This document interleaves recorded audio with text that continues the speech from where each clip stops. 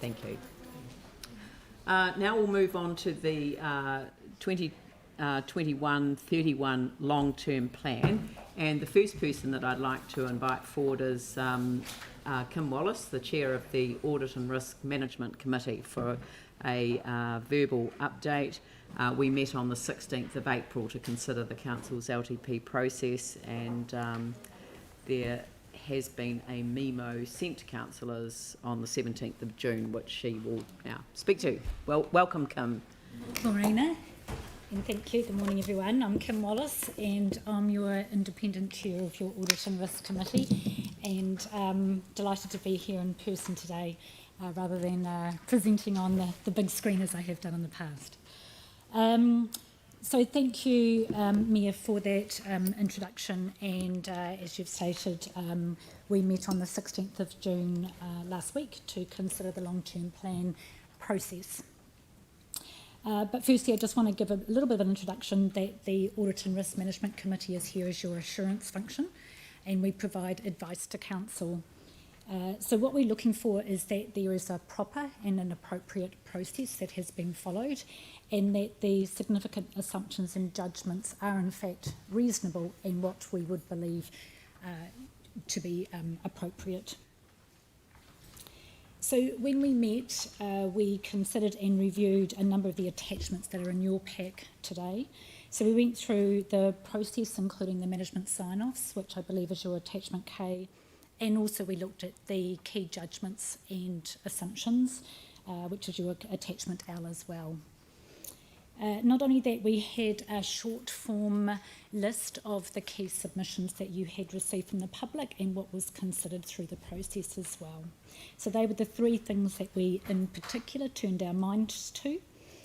Our deliberations included due inquiry, consideration and review of that as well. I'm comfortable as chair to sit here today and to advise you that I believe we have been appropriately updated and informed through the whole process of the long-term plan. So leading up into the consultation document and Audit New Zealand's issuance of their unmodified opinion on the 4th of March, we were involved up to that date regularly and had updates from staff, and then through post that we've also had updates from staff as well. Andy Burns, Audit New Zealand partner, is behind me and he's going to present next, but I'd just give an update on our verbal discussions that we had at the committee as well. We were advised last week that there would be an unmodified audit opinion issued on the long-term plan, which is good news. Sitting with Andy a moment ago, he was able to show me that written letter as well, so I've actually cited that final draft of that. One thing that to bring to your attention, as we were advised at the committee, there's one emphasis of matter in that letter, and so that just draws your attention to the fact that the Three Waters reform brings some uncertainty to the long-term plan judgments that have been made. However, that does not modify the opinion, it just draws that to people's special attention. Also at our audit meeting, we also considered the recommendations that came through in the Audit New Zealand formal report from the 4th of March. And also we talked about those recommendations, we reviewed those, and we are looking at some follow-up actions on that, but they are not major. But they are certainly including the capital assets management plan and how that is going to be worked through under the new structure. So just in conclusion, the committee resolved that in our opinion an appropriate long-term plan process has been followed, and I also just want to take this moment to acknowledge Peter Ryan and the work that him and his team have done in this long-term plan. Thanks, Peter, and also to Andy Burns, who this will be his final engagement with Christchurch City Council as he is leaving Audit New Zealand as well. So thank you. Thank you. Does anyone have any questions for Kim? No? No? Thank you very much for your presentation today. Thank you. Thank you. And on that note, can I invite Andy Burns to come forward for the last time supporting us through this process. on behalf of Audit New Zealand. So thank you very much. Okay, good morning everybody. The last time you saw me was on the 4th of March when I came along to tell you we were going to issue an unmodified opinion on the Council's consultation document. What that meant then was that we thought the consultation document was appropriate for consultation and it was on firm foundations, as in the underlying which supported the consultation document was appropriate and consistent with the consultation document. Flash forward to now, we're doing the final part of the audit, which is issuing an opinion on the long-term plan itself. What that opinion says is that we think this document is appropriate for decision making for the City Council, and it's also appropriate for accountability to the public in terms of how they measure Council's performance against it. And again, we reaffirm that the supporting information that sits on the long-term plan is up to date. The world moves on between March and now, so it's up to date as well as can be expected. Of course, the world will move on tomorrow, and something will change then, but at a point in time, the point that you adopt your long-term plan, that information is appropriate. Basically, we've looked at what's changed since the 4th of March, and we've been comfortable with what's changed has been reflected in the supporting information in all the various places. So at this point in time, our audit conclusion is that the opinion will be unmodified.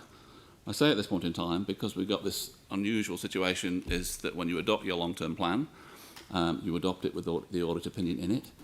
That's available. But of course, the democratic process is still underway, and therefore it's possible that there could be changes which mean we can't adopt today if there's a significant change, but that's the democratic process, and we go away and, if that's necessary. Right now, the audit opinion is there. There's a letter of representation with Council to sign, and then that opinion is issued. The opinion, as Kim said, is an unmodified opinion, simply with an emphasis matter on the water reforms. So that's all I need to say. There are a number of councillors who are new to this process, so I'll just get you to reflect on the significance of the amendment process, which you quite rightly describe as the democratic process. So if there are significant amendments passed by the council by majority, then that would require potentially for audit to have another look at the outcome of that. Well, yeah, we'd have to. At the end of the day, the opinion comes with the adopted plan. Yeah. The opinion is saying that this is appropriate decision making and the information that supports it is appropriate. So at this point in time, it is appropriate. If you wanted to make significant change, then we'd need it. You know, we can't just say, yeah, that's fine. If it's a significant item, we've got to actually audit it to understand the movements and be comfortable with those movements. Okay. No, that's very helpful for councillors to understand. Sam. Thank you. Thanks very much, Andy, for your work. It's been really good working with you, I think, through all of this. Okay. So just following on from Leanne's point, if significant amendments were to carry today, would our sign-off be subject to audit going away? I'm just trying to understand your timeline. Like, does it need to be struck by the end of this month? Yes. Yeah. So would we be signing off the LTP today? Because again, I'm new to it. Subject to audit assurance, or would we meet again? No, we would have to meet again to adopt it. Oh, perfect. Okay, Yeah. cool. But we've got so we've got Wednesday set aside for that. Yeah, I'm just trying to understand. There is room for significant amendments. Time. Yes. Yeah. Thank you. Yanni. Yeah. Just reading through the agenda, the one change that seems significant is around the tsunami warning system, where $3 million of new funding's been added at the end of the process. Have you looked at that specific? Yanni, sorry, I don't know why you're asking the auditor, the representative of the Auditor General, that question, when it is not, that is a question for staff. Oh, right, okay. Yeah. I just was trying to get my sense around what's significant We had a or not long from your debate point of view. about the tsunami warning system. We explained why it was being dealt with in this particular way. It was in order to meet legal requirements, as you might recall if you reflect on the particular occasion, but it was several months ago, so you may have forgotten. So I don't know that. Has anyone else got any questions for our auditor? Sorry, I was just trying to understand the sense of what would be considered significant in terms of an amendment that would need to go back. Not $3 million. No, that's why I was asking, just from the auditor's point of view. I think what Yanni's really asking is, he was using it by way of example because it's not a good example. but he's asking at what would the auditor what would you consider as our auditor to be significant in terms of the review? Because I mean, staff have, I guess, have done an analysis of the amendments that have come through and indicated those that would probably be neither here nor there in terms of the greater scheme of things, but there are others that would assess that taking it across the line. So perhaps if you could give some advice to us about that. Your Worship, the awful answer is it depends, because it does entirely depend on the item and the significance and sensitivity of it. The other issue, of course, is any cumulative impact as well. It's not just one item, it could be things that could continue to move up with material, so it's kind of keeping an eye on the ball as it goes. Would 3 million be significant on its own? No, it wouldn't. No. Okay, Melanie and then Sarah. That's my question. Right, Sarah? Thanks so much for that. But the significance of changes here that might drive Audit New Zealand to have another look at our long-term plan, they're quite separate from any significance of changes that might require consultation, aren't they? So there are two separate processes there that we'd have to meet for significance, is that right? Can we not use the Auditor General's office as a political point scoring game? No, I'm just trying to get the process stuff. Because Sorry, I don't know why you're interrupting the question. I thought you'd rule it out. It's so disrespectful to the audit office. I didn't hear what that was. Well, I don't know. I mean, we have received advice that there are some things that people wanted to move as amendments, which I'm going to rule out of order on the basis of the advice that I have received, that they would require additional consultation. And it's a separate process. But I mean, maybe that's. I mean, I don't know whether you can confirm that that's an acceptable. So that wasn't my point. Or... My point. I was just checking. My question was whether I could actually speak without being interrupted. Yeah, you got to ask a question. I'm asking one.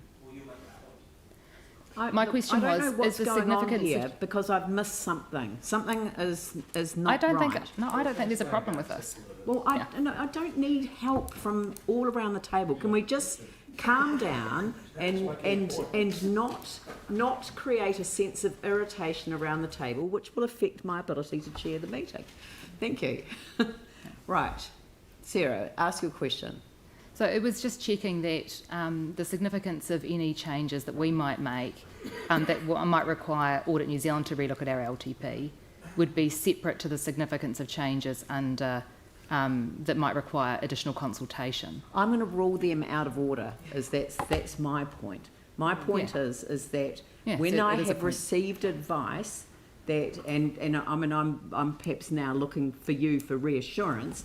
But my understanding is that as the chair of this meeting, where I have received advice that it would require additional consultation or fresh consultation, then I'm going to rule them out of order. They're not going to even be put to the meeting. I think if a point tripped your significance policy, that couldn't be then adopted today as a change in the long-term plan because you've got to go through a process. Yeah. You've got to adopt your long-term plan, and at some point in the future, if you wished to amend your long-term plan, there's a separate consultation process that we need to go through. There are some changes that people are promoting, that they will promote as part of an annual plan process, which will go through a special consultative procedure where it's required under our significance policy. Yeah. Okay. Right, well, thank you very much. And look, can I thank you on behalf of everyone for helping us through these processes over a few years now. And we've really appreciated your kind and gentle way of approaching these deep and technical issues. And if you can thank the team for us as well. Much appreciated. Thank you. Right. So the next item is the resolutions. No, it's not. It's the staff presentation on the report, and I think that is now down to Peter Ryan, and Leah Scales, I think, is coming forward as well. Right. Good morning. Good morning. The final run. Yes, showtime. Before we dive into some of the technical matters and the detail, I think, having discussed it with Dawn, that it's worth spending 2 or 3 minutes just on the context of how we got to where we are now and the decisions that will be made today and possibly Wednesday. Your LTP that you're considering is based on the councillor's letter of expectation from mid to late 2019. That contained 4 main themes: a strong focus on co-development with staff, meaning you wanted to see drafts of things rather than final product. You wanted to be involved in the building of those drafts. You wanted transparency around activity plans so that you got a chance to see the levels of service that the community will be getting. There was a consistent call for constraints around rates increases and a strong theme around resilience. So I guess the point of this brief context is to see how well we've addressed those 4 points. The process started early. It started in late 2019, which seems like an eternity ago. The details of the process were approved by both ELT and council. We've been joined by Mr. Thompson as legal counsel. The process was pretty robust. It meant that staff were able to keep working on it right through lockdown. It is worth mentioning that there were 2 annual plans last year, one pre-COVID and one post-COVID, and that the impact of COVID at that time was pretty profound on our revenues and so forth. The plan was also built in conjunction with a savings program initiative driven by the CEO, which added another unusual complexity to 2020. There were over 100 hours of council LTP briefings, and you'll remember late last year there was a strong focus on especially understanding the capital program and in particular understanding our obligations around renewals of the city's infrastructure. A lot of New Zealand cities are suffering from issues around their assets and their ability to maintain them over time, and so that was a big focus for you and the technical staff in November and into January. The community consultation process was, as usual in Christchurch, longer than required by law. That was followed by an extensive series of hearings, and the summary of that community feedback is attached to the report. So that's the thematic analysis, which does a very good job of summarising what people told us and what we needed to listen to. That was followed by a very close and intense series of briefings with councillors to seek guidance on what changes you wanted to make to the draft LTP. And of course there were some. There always will be some when you get that much community feedback, and that's right and proper.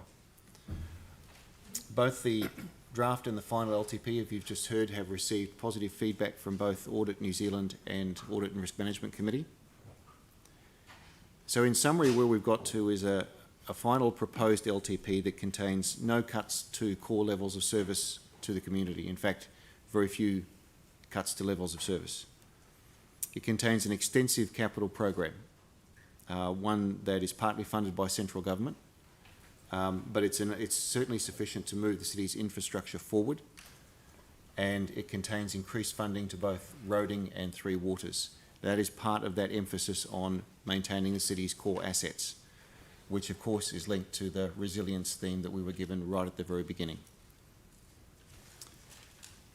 Finally, the rates proposal in the final LTP is less than that went out in the draft. It is also considerably less than that facing most New Zealand councils, or certainly many of the large metros.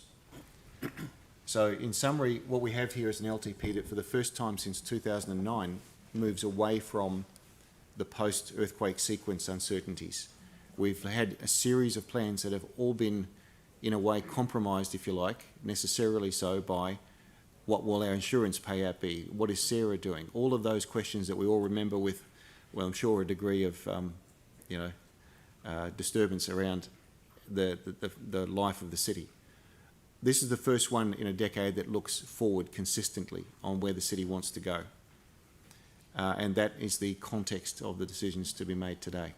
That's where we've come from and how we got here. I'm now going to hand over to Leah as Chief Financial Officer, unless, of course, there are questions and they're accepted by the Chair. No? Okay, thank you very much, and I'll move to Leah. Thanks, Peter. So where we are today, we have taken into account from the draft and taken into account the rating base growth, which is higher than we sort of had anticipated. We are in a good position to be at taking the rates increase from 5.56 to 4.85 at this stage. That has gone through audit, so that also includes all the councillor directions that we have had, and we are sitting there at the stage. This but doesn't take into account any decisions today. The projected rates increase across the years has gone up over the later years, specifically to the increase in interest rates. As you'll be aware, late last year we were looking at negative OCR rates. Now they have increased. However, things are looking pretty good. Our borrowing has decreased, and that is mainly due to our COVID debt not having for our current year surplus. So our starting point is actually lower, which has flowed through into the LTP numbers as well.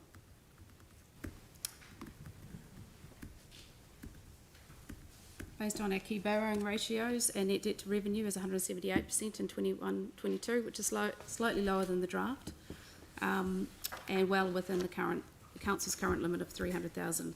The forecast peak of 235% occurs in 27 and 28, which is down from the 244 in the draft. Based on all of this, I think we are comfortable unless there's any specific questions. Right. Have councillors got any questions? Yanni.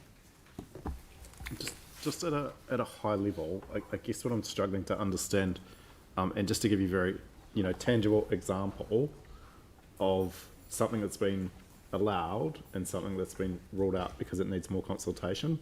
Yanni, can we leave the amendments till later? But I just, at a high level, kind of want to understand because, a lot of stuff that submitters have raised, some has been added, some has been excluded, and I'm still not quite clear on what basis. These are not the people who have given me advice on that. Could we stick Happy to the ask it questions in later. relation to the LTP?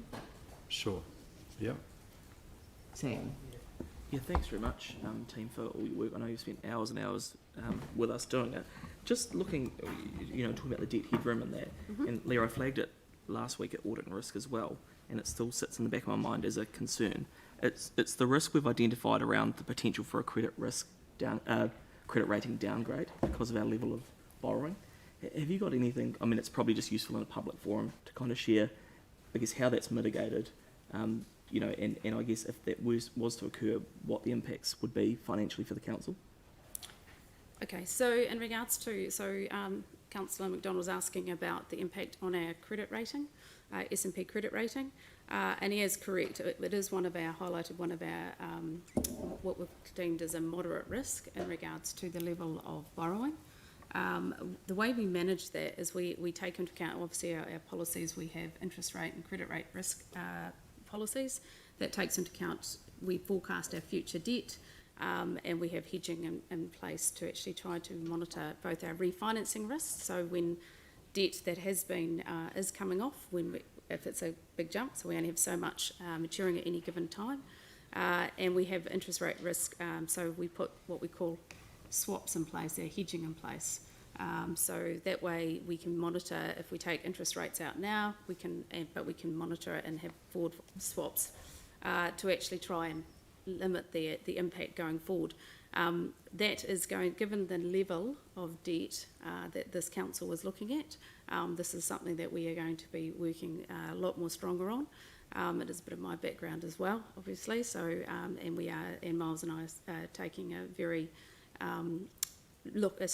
very big look at this to actually monitor that. The impact, as you said, if we did get a downgrade, would have it's usually one notch of a downgrade is about 10 basis points on the interest rate that we actually can borrow on. So it is significant when you're looking at the level of debt that we are forecast to increase over this life of the LTP. Great, thank you. Thank you. Peter, you spoke at the Audit and Risk Committee the other day. You've done a lot more of these than I have, but this is my third one. So what you made a comment about the number that you've been involved in and reflected on the significance of the process that was adopted this time. Would you like to repeat that for everyone? Between work in Christchurch since 2005, plus work for Brisbane and Cape Town and other cities, this is my 27th corporate plan for a local government. I haven't seen a stronger process or one that's had better cooperation between councillors and staff. I don't feel that there was anything that wasn't on the table.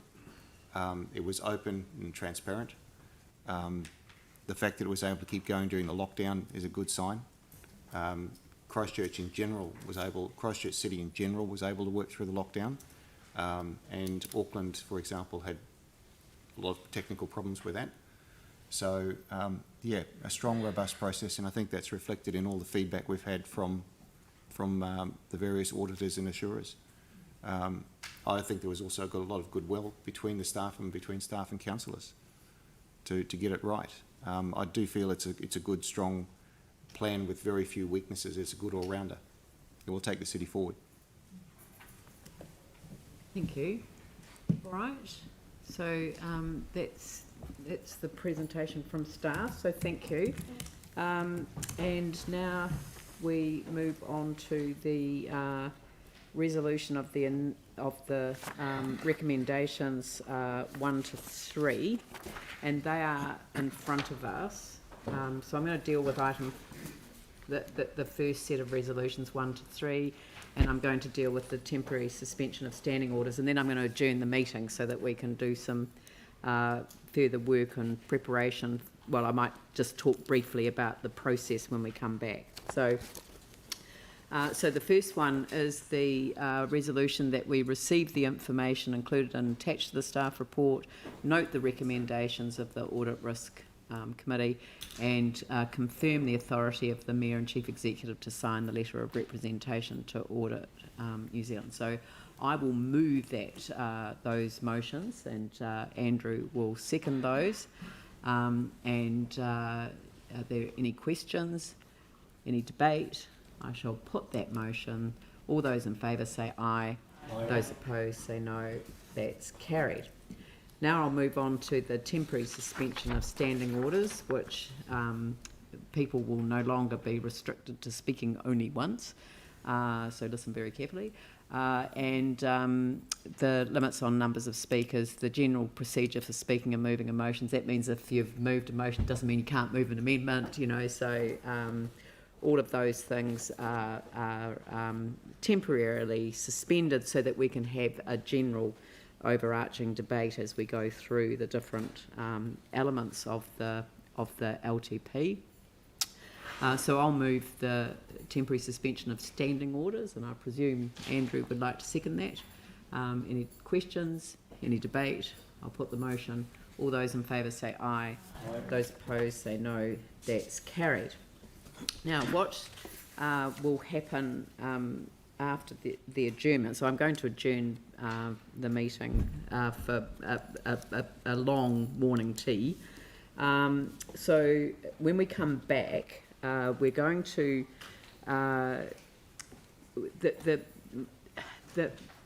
so the way the LTP is structured is that the LTP went out. We had the consultation. We had submissions. We've considered the submissions. It's come back, and there are a number of recommendations that have been made to alter the LTP during that process. And so they've been divided into the Mayor's recommendations, which are largely the general direction that councillors have given as we've gone through. So there's been guidance given by councillors as we've gone through. That's how the Mayor's recommendations have been developed, and the Chief Executive's recommendations have picked up all the staff elements of the LTP process that have needed to be addressed as well.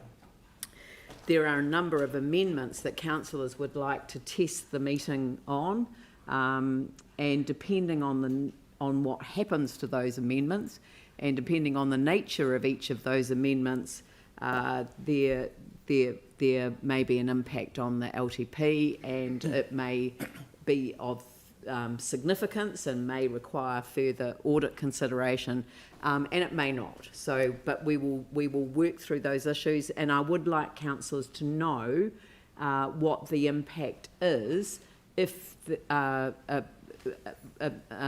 amendments were passed. And the other thing that I would really like people to be thinking of all the time is the cumulative effect of any amendments that are passed. And we will ask, you know, we'll take breaks. We don't have to rush. We've got 2 days for this, and so we'll take breaks and make sure that we've gone through these. So, but in order to really give effect to a good quality public debate about the issues, we've divided the Mayor's recommendations up into different headings. So we're going to deal with the climate change, sustainability, resilience, coastal hazards, you know, all of those issues in one block. Then we'll deal with infrastructure, which is essentially your three waters and transport. Then we'll deal with community facilities and services. And then we'll deal with other, which are the kind of general topics. And then we'll come back and deal with the targeted rates, the rates remissions, the excess water charge, and then the setting of the rates itself. So, but we'll deal with the general issues, and then at the setting of the rate, that's when we will have an overarching final debate on the whole of the LTP. And that's where councillors get an opportunity to speak about the elements of the LTP that they want to address in the public arena in this way. And I'm literally going to go around the table for that process, because anyone can speak. I want everyone to have the opportunity to speak on that fulsome debate. Not everyone has to speak on all of the other subjects that are put up, but you are welcome to, because we've got the time to deal with this. So I'm going to adjourn the meeting, and I think I'll adjourn the meeting till 11:30. So I'll see everyone back here at 11:30, and at that stage we will have in front of us a set of recommendations and amendments where people can essentially go through them piece by piece. Aaron. Just a really quick question on the amendments. So I understand the advice of, if people are adding stuff that puts the budget up, then it has to go back to the auditor. What if it's the opposite and goes down? Significant, obviously. I haven't got any amendments that I'm going to be ruling in order that do that. When I come back, yep, I will be in a position to explain the legal basis or the advice that I have been given. Brilliant. That will rule certain amendments out. Yanni, did you have a question? You want me to ask it now around the amendment process? No. You might as well ask it now. Yeah, It doesn't okay. mean you. So just no, not of staff. Of you. Yeah, ask just it to be of me, very and clear. I may answer it when I come back. Fine, but just to be really explicit, right? Just to give you a very real example of where something's been added and hasn't been told that we need further consultation, and something has been rejected as an amendment to add something that someone submitted on. So the Shirley Community Centre, we're adding, and I'm not talking about the substance of the amendment, just the process, just want to be clear. We're adding $3 million in because people came and talked to us and said, can you please put $3 million in for the Shirley Community Centre? And so that's been ruled fine. The Phillipstown people talked about putting resource into their community, and that amendment to add $3 million for a Phillipstown hub has been ruled out of order, that further consultation must occur. Same quantum of funding, same process in terms of submitters. I will answer that when we come back. Thank you. Cool. All right, so we're adjourned till 11:30. Thank you.